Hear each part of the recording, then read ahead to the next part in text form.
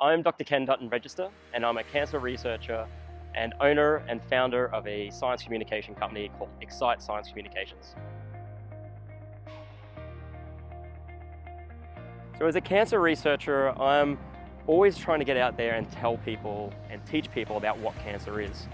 And I've sort of found that there's some limitations of just talking to someone. I feel that if you are trying to actively learn something and actually putting puzzles together, I think that allows people to understand different topics a lot better. So I really decided to go into the escape room world to see if we could use that as a unique platform to engage people about cancer in a really different way. So I'm hoping that this platform will really help people engage with cancer and try and learn a little bit more about what cancer is, how we can treat it better, and why some cancers are hard to treat and others are easier to treat. Cancer is probably arguably one of our biggest modern medical challenges. I think there's about 10 million people each year that are diagnosed with cancer.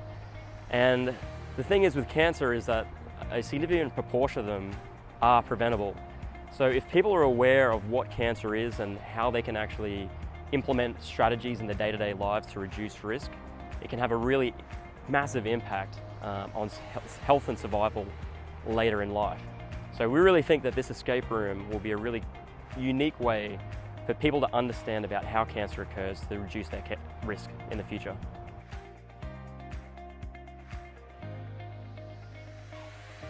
So as a scientist and a cancer researcher, I think the biggest impact that has helped me get to where I am is obviously my scientific training. And this is going through university, getting my PhD, and then eventually heading over to Boston to gain further training.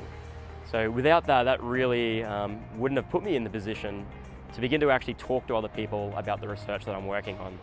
So the second part of that would really be me putting myself out there, talking to the community, trying to get feedback on the best ways that really engages people and get people to understand the complexities of a topic such as cancer research. So it's been really interesting seeing how different places do science.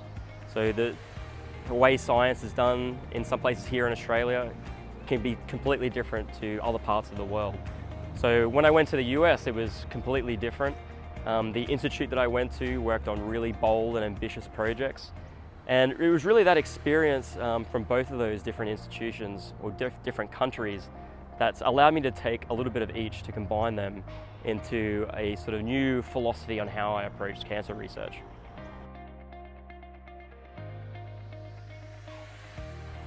I think every year I always set up a number of goals for the year, and for me that's the greatest way for me to keep on track and to continue to keep learning.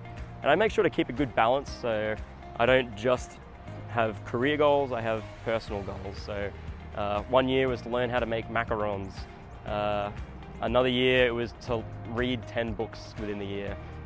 Usually I fail, but sometimes I do make some progress in each of it. And I feel like by setting those goals, it really helps me make the most out of my life.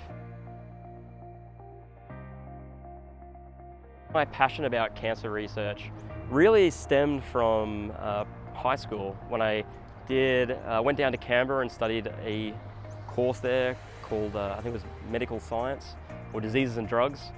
And it was that course that really opened my eyes to genetic diseases. And it really amazed me how one single change in your DNA, one letter, can really have a profound effect on the development of a baby. And I find that really impressive because if you look at the size of the human genome, it's 3 billion letters. So if you put that into like Harry Potter books, that's 200 Harry Potter books. And just one typo can have such a profound effect in potentially causing a defect that can potentially kill someone. So I always found that incredibly fascinating. And linking that to cancer, cancer is really a genetic disease. It's about these accumulations and mutations over time. So that really was the initial spark that got me interested into doing cancer research.